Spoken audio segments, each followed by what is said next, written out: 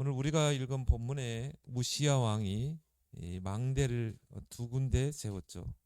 먼저 성벽에 망대를 세우고 또 광야에 또 망대를 세웠다 이렇게 말씀하고 있죠. 그래서 우시야 왕이 이 악한 짓을 많이 했지만 또 이런 선한 일도 했습니다. 이런 망대를 세우는, 그래서 망대를 세우고 그 망대에 파수꾼을 세우는, 파수대를 세우는 이런 일을 했죠. 그러면서 오늘 우리가 두 절을 보면서 망대의 그 용도를 우리가 좀 비춰볼 수가 있죠. 망대가 하는 일이 뭔가, 나라를 지키기 위해서, 성을 지키기 위해서 성벽을 쌓고, 또 성벽에 망대를 높게 세워서 거기서 파수대를 세워서 성을 지켜야 되지 않습니까? 적군이 오는지 안 오는지 그런 역할을 했던 게 망대고, 또 광야에 망대를 세웠다. 광야에서 백성들이 목축업도 하고 농사도 짓고 또 포도원도 짓고 이러면은요, 이 강도들이 와서 그 짐승들을, 이 가축들을 강도질하기도 하고, 또 이 농작물을 막 도둑질해 가기도 하고, 또 짐승들이 올 수도 있잖아요. 곰이나 사자 이런 짐승들이 와서 또 이런 농부들이 이 해를 입을 수 있기 때문에 망대를 세워서 또 그런 농부들을 지키는, 또 양들을 지키는 그런 일들을 하는 것을 우리가 보게 되죠. 요즘 망대라는 이제 메시지들이 많이 나오고 있습니다. 여러분들이 망대 망대가 뭐지? 망대와 나와 어떤 관계에 있지? 우리가 나하고 이 말씀이 나하고는 좀 거리감이 있는 것 같고, 그런데 여러분이 이제 이런 것들을 알게 되면 구약 시대에도 이 망대를 이렇게 참 중요시하고 있구나. 또 예수님도 이 망대에 대한 부분들을 또 이야기를 또 하셨고요.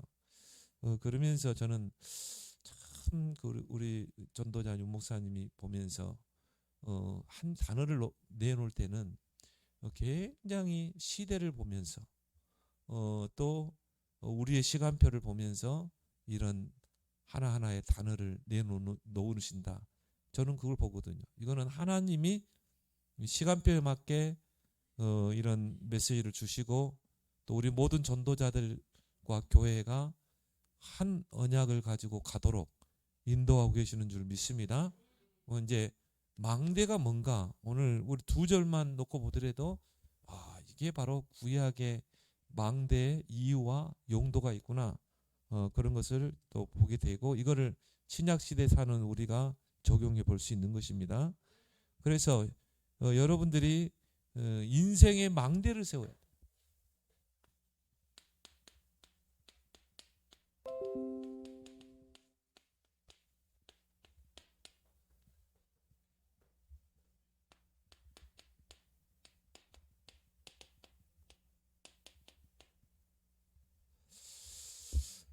그럼 여러분들이 성경을 통해서 왜 하나님께서 이렇게 망대를 세우라고 하셨는가? 이 망대의 그런 용도, 또 하나님께서 이 망대를 세우라고 하신 이유를 여러분 좀 알 필요가 있겠죠.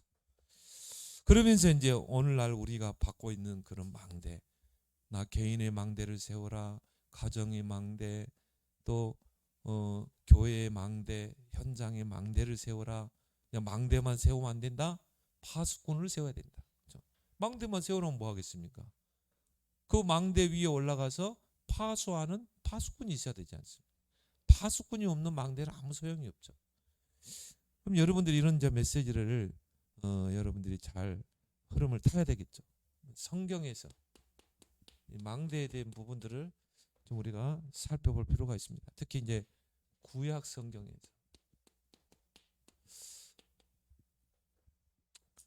이 망대는 군사적인 그런 방어, 그런 개념이 있었어요. 그래서 구약 시대에는 거의 성 안에서 생활했잖아요. 그래서 그 한 마을에 이제 성을 높이 쌓죠. 주변에 성벽을 쌓고 그 안에 이제 성전이 있고 거기에 이제 백성들이 살고 있죠. 그러면 이제 그 성을 지키기 위해서는 뭐가 이 망대를 세웠어요. 그래서 성이 네모로 돼 있으면 기퉁이마다 큰 높은 망대를 세워서 이 동서남북을 감시하는 것입니다. 그래서 군사적인 방어, 감시 개념의 이런 망대를 세우라 이렇게 이야기했죠. 다윗 시대는요 1천 망대를 세웠다 이 말이에요. 1천. 그러니까 뭐 다윗이 굉장한 일을 한 거죠. 1천 망대면 작은 게 아니잖아요. 그러면 성벽에다만 세우는 게 아니라 국경지대에도 아마 세웠을 것이다. 국경지대에도 아마 망대를 세웠고 또 이스라엘 백성의 그런 모든 마을마다 이런 망대를 세우고 또 그때는 목축업과 또 농업을 했던 시기이기 때문에 그런데도 망대를 세웠고 1천 군데 망대를 세웠다니까 얼마나 국방력을 튼튼히 했겠습니까? 그만큼 이 다윗 시대 때 이스라엘은 최고 강국이었다. 그래서 주변 나라들이 이스라엘을 넘보지 못하고 조공을 바칠 정도로 그렇게 나라를 강하게 세운 인물이 바로 다윗이죠. 역대상 역대하 26장 오늘 우리가 읽었던 것처럼 성벽에 성을 지키고 감시하기 위해서 망대를 세워라. 그렇죠. 예루살렘에서 성 모퉁이 문과 골짜기 문 성구비에 성이 이제 굽어지는 모퉁이죠. 망대를 세워 견고하게 하고. 그렇죠. 그래서 성벽을 지켜야 돼. 그 성 안에 있는 사람들이 안전하게 살 수 있고 또 성전에서 예배도 드릴 수 있겠죠. 그래서 이런 방어적인 목적과 감시하는 목적으로 또 역대하 32장 5절에도 보면 히스기야 왕 성경에 그래도 하나님 앞에 정직하고 의로운 왕 중에 하나가 히스기야 왕이죠. 히스기야 왕도 이런 망대를 세우는 그런 일을 했습니다. 그래서 무너진 성벽을 보수하고 그리고 성벽 위에 망대를 높이 쌓았다. 이런 말씀이 있죠. 또 이사야 21장 8절에 보니까 주여 내가 낮에 늘 망대에 서 있었고 밤이 새도록 파수하는 곳에 있었더니 그렇죠. 내가 바로 파수꾼이 되어서 망대에 섰었다. 그렇죠. 파수꾼은 망대에 서 있는 자예요. 그러면서 뭡니까? 빛을 발하고 또 전달하는 그 역할을 했다. 이사야 선지자가 자신을 고백하죠. 그래서 여러분들이 여러분 가정을 지키는 가정의 망대, 또 여러분의 있는 현장을 지키는 그 현장의 망대, 또 교회를 지키는 그런 교회의 망대가 되길 바랍니다. 두 번째, 이 망대의 용도는 뭐였는가? 포도원이 나와요. 그래서 이스라엘의 그 백성의 주식이 바로 포도입니다. 그래서 포도 즙을 가지고 이스라엘 땅은 물이 없어요. 물이 없으니까 이 포도주가 하나의 음료예요. 그래서 이 포도는 주 농업이었고 그리고 주식이었어요.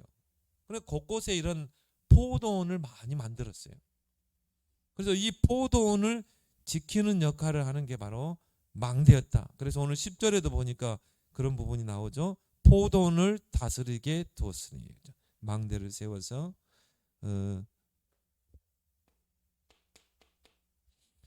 이사야 5장 2절에도 보니까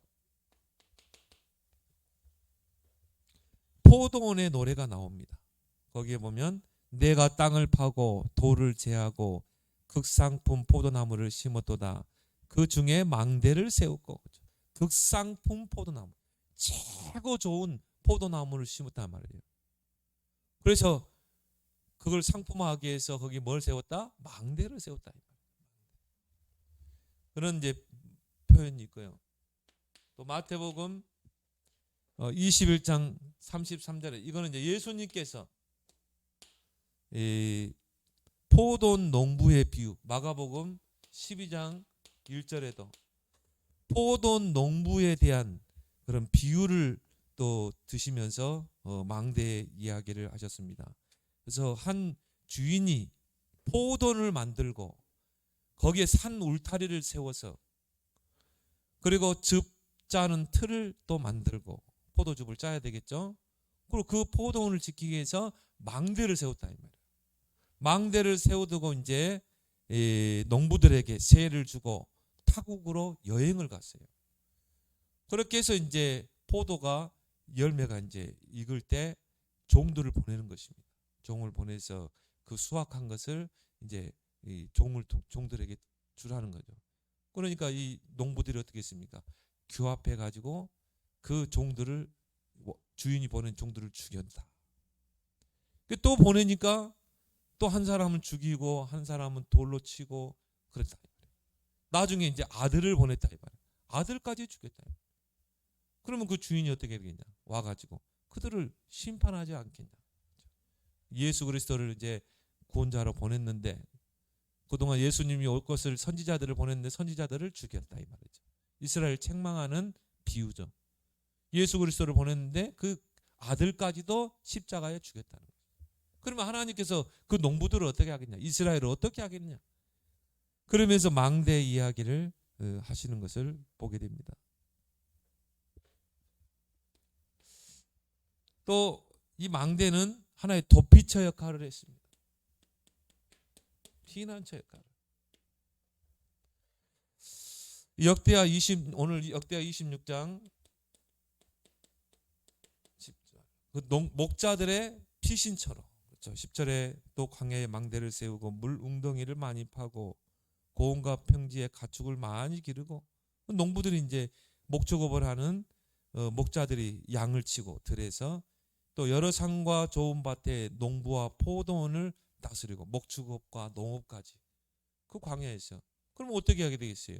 그 농부들과 목자들을 보호하고 가축들을 보호하고 또 포도원을 보호하기 위해서는 망대를 세워야 되겠죠. 그래서 농부들이 포도원을 가꾸고 또 목자들이 양을 치는데 막 곰이나 사자가 뛰어들고 막 또 뭡니까? 강도들이 들이닥치면 어떻게 해야 돼요? 빨리 망대로 피해야 되겠죠. 이런 도피처의 역할을 하는 게 바로 망대다. 여러분이 바로 망대가 돼야 된다. 그래서 여러분 때문에 많은 사람들이 정말 보호받고 답을 얻고 그런 영적인 의미를 우리가 또 보게 되죠.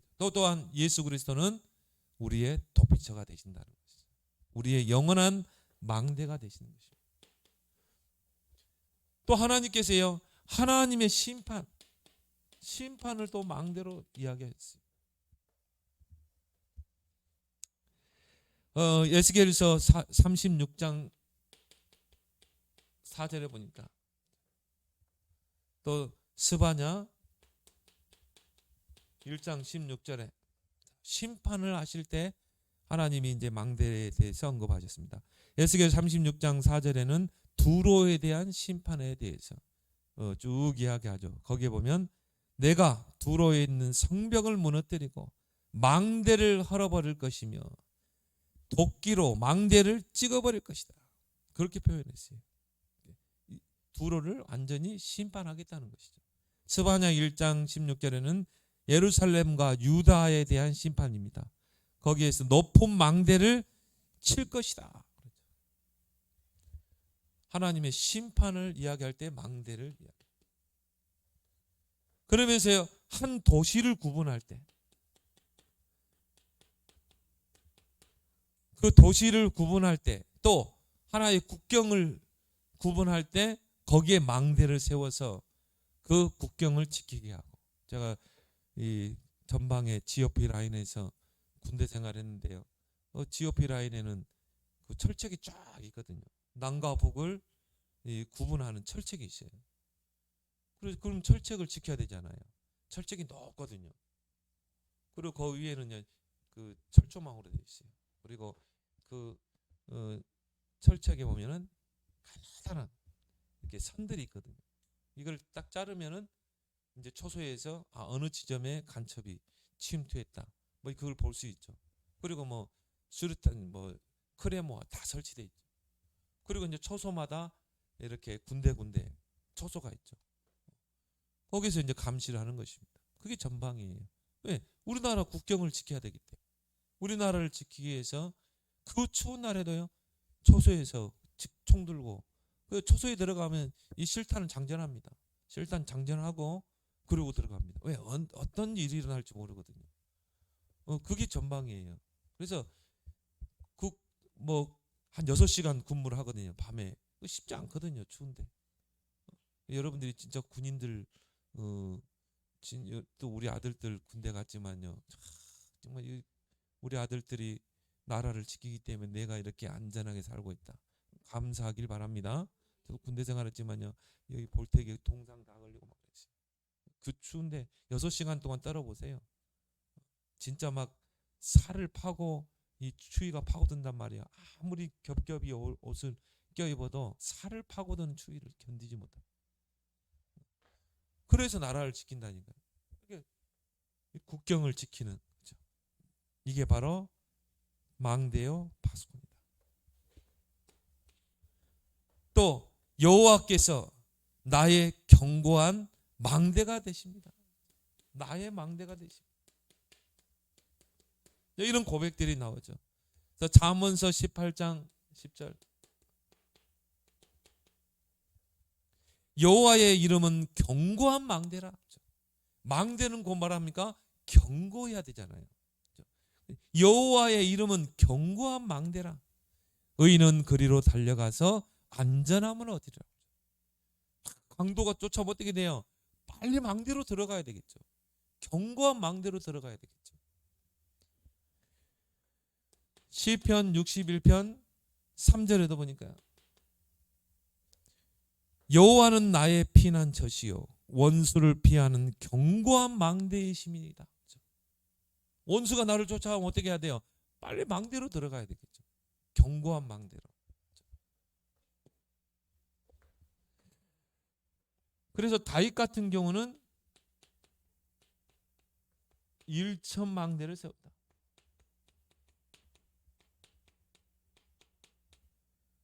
그래서 망대를 하나 세우는 데는 우리는 뭐 지금 같으면은 쉽지만은 옛날에는 망대를 짓는데 어마어마한 돈이 들었어요. 그래서 예수님께서 제자도에 이야기할 때 건축업자가 망대를 세우는데 내가 가진 돈으로 이 망대를 세울 때 이게 타산이 맞겠느냐? 그걸 계산해 보고 이 망대를 세우다 되겠다. 예를 들어서 내가 포도원을 갖고 있다 이 말이에요. 포도원을 갖고 있는데 이 포도원을 지켜야 돼. 강도들로 하여금 또 짐승으로 하여금 포도원을 지키려면 망대를 세워야 되잖아요. 그럼 건축업자에게 이야기하겠죠. 자, 망대를 좀 만들려고 하는데 얼마 주고 만들 수 있겠습니까? 이 사람이 예를 들어 2억 달러. 내가 1억 5천밖에 없어. 그런데 그걸 지을 수 있습니까? 그래 계산해보고 짓지 않겠냐 그거예요. 너희가 무턱대고 나를 따라온다고 그렇게 말하고 있지 않느냐 그거입니다. 거기서도 예수님이 망대 이야기를 했죠. 그래서 이런 군사적인 목적으로서의 망대, 또 포도원을 지키고 목자들을 지키기 위한 그런 망대로서, 또 국경을 견고히 하는 하나의 또 도시를 구분하는 역할로서의 그 망대를 몇 개? 1,000망대를 세웠다는 거예요. 그리고 성전 지을 모든 준비를 한 것입니다. 그래서 우리가 다윗을 위대한 왕으로 보는 것입니다. 지금도 이스라엘 백성은 다윗을 위대한 왕으로 보고 있는 거예요. 아가서 4장 4절이죠. 거기다 그냥 어떻게 합니까? 망대만 지어놓고 두면 안 되죠. 망대를 지었으면 거기다 누구를 세워야 돼요? 파수꾼, 파수대를 세워야 되겠죠. 그래서 성을 지키고 또 목자들을 지키고 포도원을 지키는 파수꾼을 세워야 된다. 이 부분이 이제 이사야 62장에 나오죠. 내가 너를 파수꾼으로 세웠다. 망대 위에 파수꾼으로 세웠다. 여호와께서 종일 종야에 쉬지 못하시게 하라. 파수꾼의 사명은 뭡니까? 24의 축복을 누려야 돼. 24 나는 교회를 지키는 파수꾼이 될 것이다. 나는 24 우리 가정을 지키는 망대의 파수꾼이 될 것이다. 여러분이 망대를 만들어야 되고 여러분이 그 망대의 파수꾼이 되길 바랍니다. 여러분들이요 구약의 이런 또 예수님이 또 망대에 대해서 이야기하는 부분들을 이해하면서 야 그러면 내가 망대를 만들어야 돼. 내가 파수꾼이 돼야 돼. 이런 언약을 여러분 꼭 찾아내길 바랍니다. 그래서 에스겔 3장 18절에서 20절 내가 너를 파수꾼으로 세웠다. 망대 파수꾼. 전도죠. 그래서 이 사람이 지금 이 복음이 없이 죽어간다. 그러면 하나님이 나에게 알리라는 거예요. 이게 파수꾼의 사명은 뭡니까? 전달해야 되겠죠. 이 복음을 내가 전달해야 돼. 전달하냐 하면서 이 사람이 지옥에 가면 그 핏값을 너에게 찾겠다는 거죠. 이게 파수꾼의 사명은 전달해야 돼. 지금 저기 성을 향해서 막 오는데 성 안에 있는 사람들이 전달해야 되겠죠. 그리고 빛을 발해야 되겠죠. 그 광야에서 빛을 발해서 그 농부들이요 그 빛을 보고 어떻게 해야 돼요? 빨리 지금 보니까 이 적군들이 지금 이 짐승을 빼앗으려고 하는구나. 또 우리 가축들을 뺏으려고 하는구나. 그래서 그때는요 농부들이 들인 농사에 항상 이 무기를 옆에 두고 농사를 지었어요. 왜? 언제 또 싸워야 될지 모르니까. 곰과 싸워야 되고 도적들과 싸워야 되기 때문에. 그래서 여기다가요 창이나 칼을 놓고 그 다음에 농사를 짓고 또 목축업을 했다니까요. 그러면 파수꾼이 빛을 발할 때 어떻게 합니까? 그게 사인이 돼서 또 농사 짓다가 양을 치다가 무장을 하는 것입니다. 빛을 발하지 않으면 어떻게 돼요? 다 그냥 단칼에 죽는 것입니다. 다 뺏기는 것입니다. 빛을 발하는 파수꾼, 전달하는 파수꾼. 그래서 예수님이 마태복음 5장 13절에서 16절 너희는 세상의 빛이다 소금이다. 여러분이 망대의 의미를 알고 망대를 세우고 파수꾼의 사명 감당하길 바랍니다. 그래서 올해는요 이걸 여러분의 키워드로 붙잡고 이걸 여러분의 기도 제목으로 붙잡으라. 그러면 여러분들이 세 가지 망대를 만들어라. 첫 번째 개인의 망대를 만들어. 견고한 망대. 그렇죠? 오늘 쭉 읽어보니까 망대는 결국 어떻게 해야 돼요? 헐겁게 만들면 안 돼요. 견고하게 만들어야 돼요. 그렇죠? 견고하게, 튼튼하게. 그래서 나의 망대를요 튼튼하게 만들어야 돼요. 믿음을 굳게 세워야 돼요. 그러면 어떤 개인의 망대를 만들어야 되느냐? 138의 망대. 오직 그리스도 하나님 나라 오직 성령. 여기 내 인생에 완전히 답이 나는. 그리고 보호자의 축복을 누리는 393의 망대. 성삼위 하나님. 보호자의 축복 9가지. 3시대를 살리는 응답. 이 망대를 여러분이 만들어라. 그리고 7대 여정. 이 망대를 만들라. 성삼위 하나님. 그리고 10가지 발판, 10가지 비밀, 5가지 확신, 9가지 흐름. 또 뭡니까? 62가지 전도자의 삶. 그리고 교회의 축복. 교회는 바로 보좌의 그림자다. 그 교회의 예배에 승리해라. 7대 여정. 이걸 통해서 나의 개인의 망대를 든든하게 세워라. 여러분 우리 교회 홈페이지에 잘 정리되어 있으니까 이걸 보면서 여러분이 계속 여러분의 개인의 망대를 어떻게 세워라? 견고하게 어떤 환경에서 흔들리지 않는 견고한 망대를.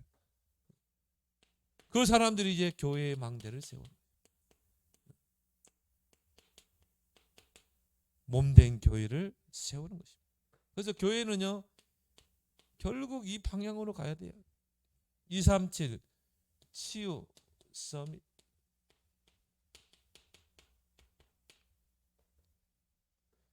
그래서 교회는 선교의 방향 맞춰야 된다.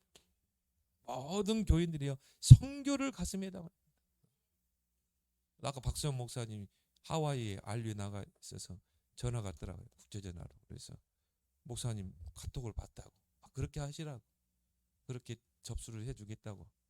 그래서 여러분들의 또 기도와 또 후원으로 또 우리가 선교사님 한 분을 초대하게 됐고 또 저도 이제 합숙에 가게 됐습니다.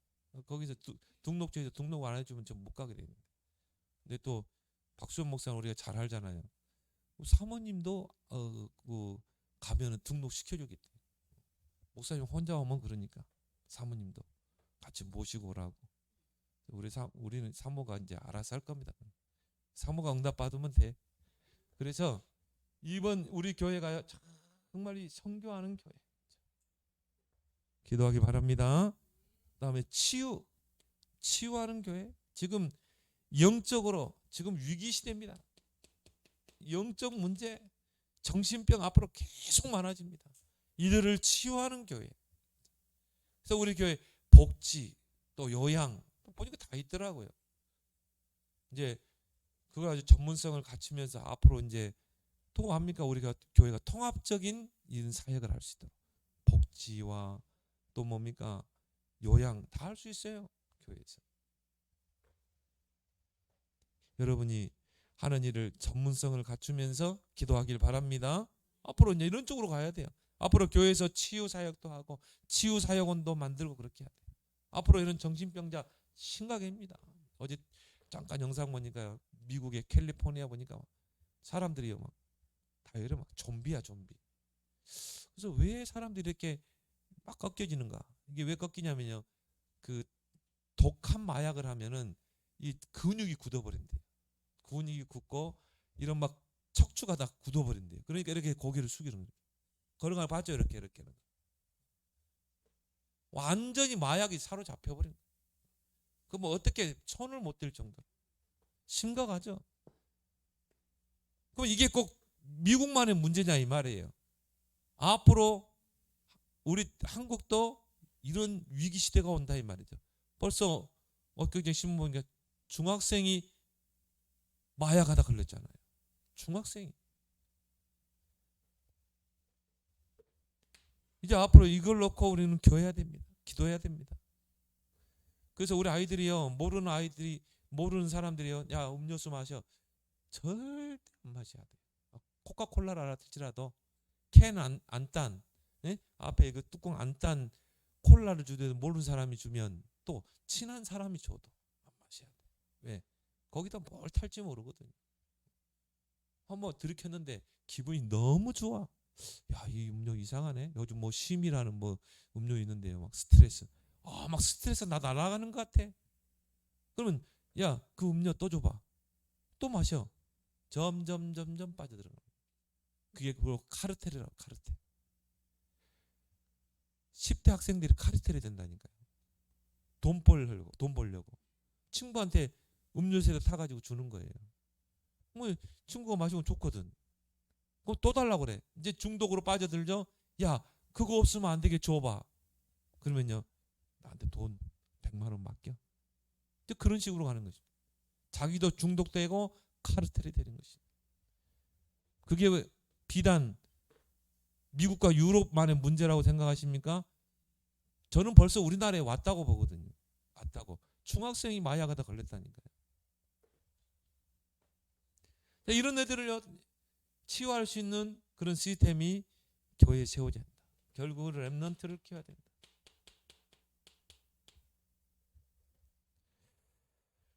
그리고 현장의 망대를 만들어라.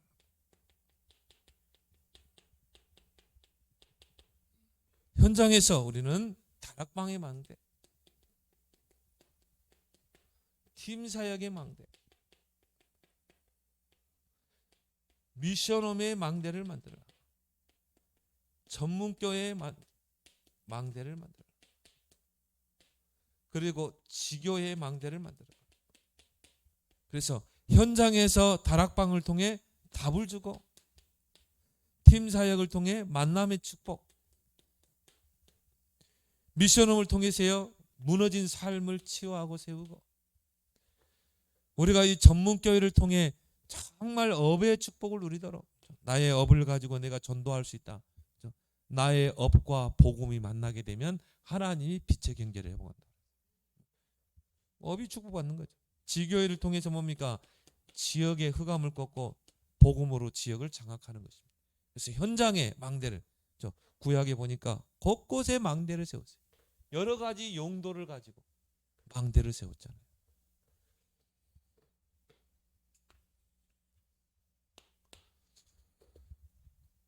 그러면서 여러분들이요, 이제 금토일 시대를 열어라.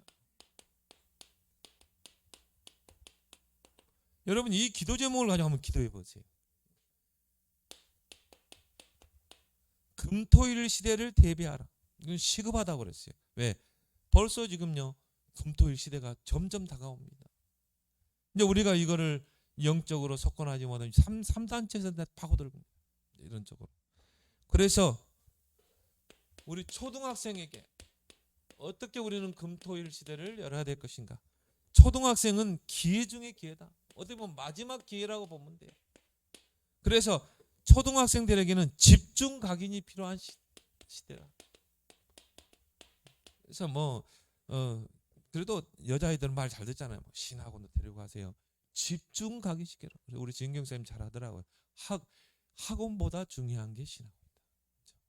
신학원에서 진짜 중요한 복음을 각인시키고 말씀을 각인시키고, 저는 그래요. 복음만 각인되면 끝난다. 초등학교 때 복음 각인되면 끝나는 것입니다. 왜? 그러면 이제 복음으로 모든 걸 다 볼 수 있잖아요. 복음의 안경을 끼고 시대를 보고 모든 사건 다 볼 수 있는 것입니다. 초등학교 때 각인됐다. 끝나는 것이죠. 신명기 6장 4절 9절. 부지런히 새기라 이 말이에요. 말씀과 복음을. 그래서 어떻게 보면 초등학생들은 아직까지는 하얀 백지라고 생각합니다. 어제 전도자 말처럼 그 하얀 백지에다가 먹물을 튀겨버리면 어떻게 되겠냐. 인생 망치는 것입니다. 그 하얀 백지에다 뭘 각인시켜야 돼요? 복음을 각인시키고 하나님의 말씀을 각인시켜야 됩니다.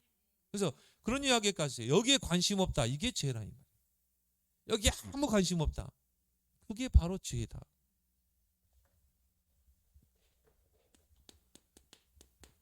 중고생을 어떻게 해야 됩니까? 중고생은 삼중고에 시달리고 있다. 그래서 학교 따로, 가정 따로, 교회 따로. 그게 바로 중고등학생이다. 그 삼중생활을 하는 것이죠. 그래서 이때 우리 렘넌트를 어떻게 각인시킨가? 포럼을 통해서 각인시켜라. 그냥 강제적으로 하지 말고 포럼을 하면서 서로 이렇게 눈높이에 맞춰서, 또 이때가 제일 예민할 때니까. 그래서 이런 포럼이 너무 중요합니다. 우리가 왜 미션홈을 하냐면요, 같이 합숙하면서, 그러면서 대화를 통해서 그 아이의 속에 감춰진 것들이 다 치유되게 돼 있거든요. 그래서 1980년대, 1990년도에 나왔던 게 10대들의 쪽지 아닙니까?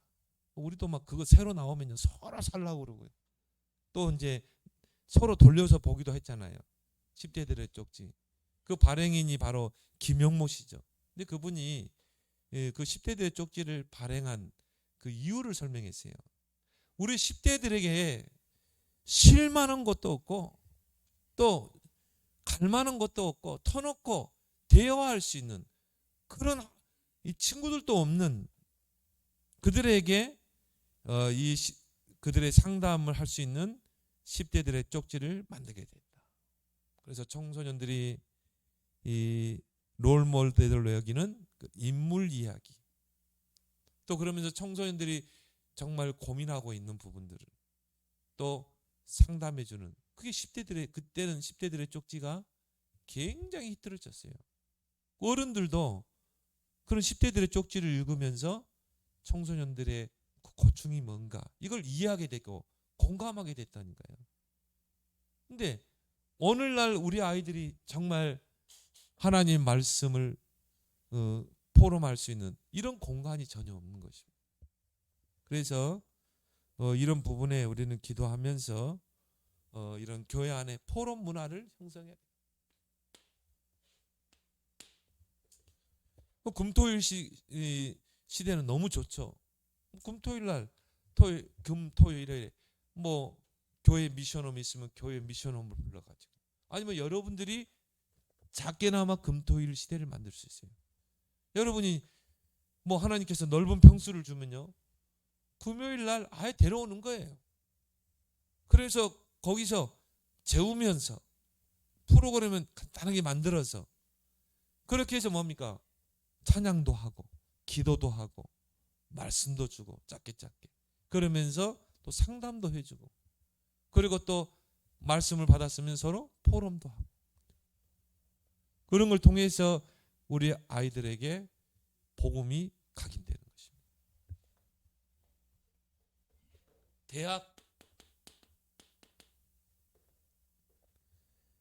대학 때는 거의 포장하고 있다. 그래서 대학 때는 기도의 실제를 가르쳐야 한다. 정말 기도의 실제를 알고 누릴 수 있도록. 기도만 할 수 있으면요, 보좌를 움직일 수 있잖아요. 그래서 대학 때 이게 들어가야 돼요. 야, 기도는 이런 거구나. 야, 기도하면 진짜 응답되는구나. 그래서 내가 기도했는데 응답이 되고, 한 번만 체험하면 다르거든요. 체험하면 할 수밖에 없죠. 그래서 이거를 과학적으로, 의학적으로, 성경적으로 알려줘야 된다. 엊그저께 기도 수업에도 그런 이야기 했죠. 우리 인간에게 생명성 두 가지, 에너지선이라고 그랬죠. 기도와 그리고 뭐라고 그랬죠? 호흡이다. 이 두 가지를 통해서 모든 각인 뿌리 체질을 바꾸는 것입니다. 그래서 우리 이 대학생 랩런트들이 정말 이 기도를 실제적으로 누릴 수 있도록. 그러니까 우리가 이걸 못 누리니까 3단체에게 다 뺏겨버렸잖아요. 3단체가 막 명성학교를 만들어 놓고 거기 다 집어넣어 버리잖아요. 정작 하나님이 원래 우리에게 주신 것인데. 저 같은 경우도요, 이제 이렇게 의자에 앉아 있으면 요즘은 다리에다가 혁띠를 이렇게 뚫거든요. 다리를 딱 모으면요, 척추가 딱 서요. 그 복식호흡하기 너무 좋아요. 한번 해보세요. 앉을 때 그냥 앉지 말고, 옛날에 그 법무부 장관 추 누구자 있잖아요. 그분이 꼭 의자에 앉으면 그 스카프로 다리를 묶더라고요. 왜 묶는가 했더니, 그럴 때는요, 장기간 의자에 앉아 있을 경우 척추가 딱 펴지고 호흡하기 너무 좋아요. 그래서 그렇게 해서라도 여러분이 정말 이 기도의 실제를 누릴 수 있도록 해야 돼요. 그리고 뭡니까? 청년 랩런트에게, 청년은 3포 시대다. 여러분 5포 시대도 있다는데 3포 뭡니까? 연애, 결혼, 출산 포기한 시대, 3포 시대. 이때 우리가 청년들이요, 이 세상을 보면서 좌절하게 되고 좌절을 맛보게 되고, 오죽 하면 아프니까 청춘이란 책이 나오겠습니까? 그렇죠? 많은 실패도 경험하고 배신도 당하기도 하고, 이때가 청년의 때거든요. 그래서 이 청년의 때에 가장 중요한 게 뭡니까? 자기 확인. 나는 누구인가? 하나님 만드신 나구나. 하나님이 내게 주신 나의 것이 이거구나. 하나님이 내게 허락하신 나의 현장이 여기구나. 근데 우리 다빈 랩런트는 이제 현장으로 가게 되죠. 또 어떻게 보면 이제 청년이잖아요. 요거 확인해야 돼. 자기 확인. 하나님이 만드신 나, 얼마나 소중한 VIP입니다. 이걸 꼭 확인하기 바랍니다. 자기 확인과 자기 확신. 이걸 가져야 다윗처럼 도전하게 되잖아요. 여호와는 나의 목자시니 내게 부족함이 없습니다. 다윗의 청년 때 신앙 고백 아닙니까?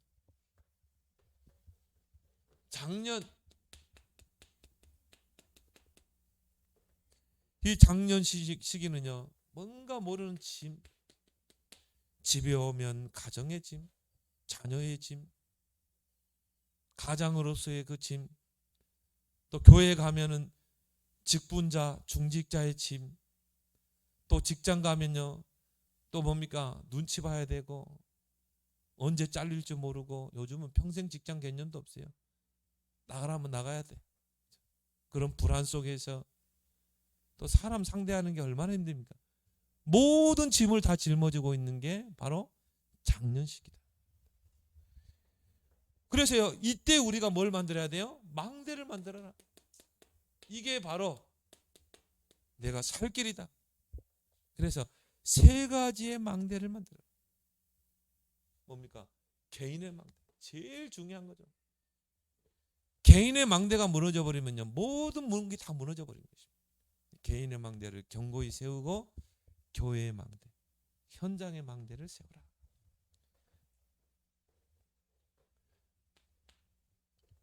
그러면서 우리는 뭡니까? 237의 망대를 만드는 것입니다. 5천 종족 살릴 망대를 만드는 것입니다. 그래서 그들을 치유하고 서밋으로 세울 수 있는 망대를 만들어. 어제 전도자도 그런 이야기를 했더라고요. 그 모슬렘권 뭐 이런 복음을 대적 핍박하는 중국 이런데 뭐 혹시 가서 옛날에는 그렇게 선교했어요. 옛날에는 가고 막 위험을 무릅쓰고 선교했지만 지금은 어떤 시대입니까? 지금은요 이 글로벌 시대입니다. 우리나라에 와 있는 고려인들만 3만 4만이거든요. 우리나라의 외국인 지금 근로자들만 15만이 넘어요. 우리나라에 그냥 관광차 눌러 앉은 사람만 거의 뭐 합치면요 20만이 넘습니다. 25만 정도가 돼요. 그럼 우리 와 있는 237 있잖아요. 와 있는 다민족 TSK 여러분 주변에 있습니다. 이런 사람만 제대로 딱 이 복음 심고 사명 심어버리면 어떻게 돼요? 이 사람이 이제 그 나라를 살리게 돼요. 그보다 더 중요한 게 뭡니까? TCK죠. 이거는요 완전한 이 선교의 큰 문입니다. 다 문화권에 있는 제 3세계 아이들이죠. 3 문화권에 있는 아이들. 이런 TCK 이 아이는요 한국에서 태어나고 한국에서 자랐고 태어나기는 이제 뭐 예를 들어서 뭐 태국에서 태어났다. 엄마 따라서 한국에 왔어요. 그러면은 태국 언어, 태국 문화 다 이해하죠. 또 우리나라 문화 이해하죠.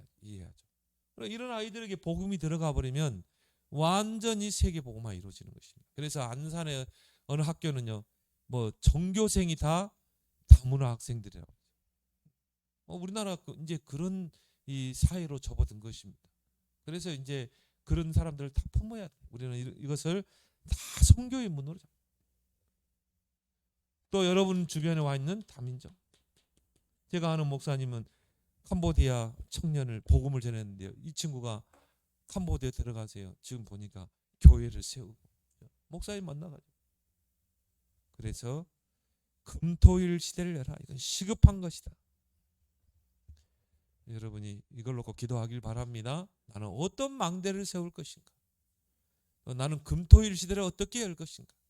그걸 여러분이 새로운 기도 제목으로 언약으로 붙잡고 기도하길 바랍니다. 오늘 주신 말씀 붙잡고 우리 함께 기도합니다. 하나님 아버지, 오늘 망대를 세우라는 말씀을 주셨습니다. 망대의 이유와 용도를 알고 이제 망대를 견고히 세워서 파수꾼의 사명을 감당하는 우리 성도들이 되게 해 주옵소서. 개인의 망대를 견고히 세우고 교회의 망대를 견고히 세우는 자, 현장의 망대를 세우는 자들이 되게 하시고 금토일 시대를 대비하라고 했습니다.